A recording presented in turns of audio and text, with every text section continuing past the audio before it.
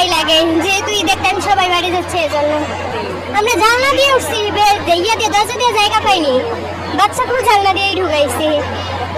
আমাদের টিকিট আছে, অনেকেরই টিকিট নাই, ওরাও জ্যাম করতেছে, এই জন্যই আর কি আমাদের ভোগান্তি হচ্ছে। আমরা তো আর জানি না, এখানে তো অনেকেরই সিট নিয়ে কারাগারি, আমাদের সিটেই তো বসছে, আমরা তো টিকিট দেখাই তারপরে ওদের সরাই দিলাম, সেটা তো আমরা জানি না।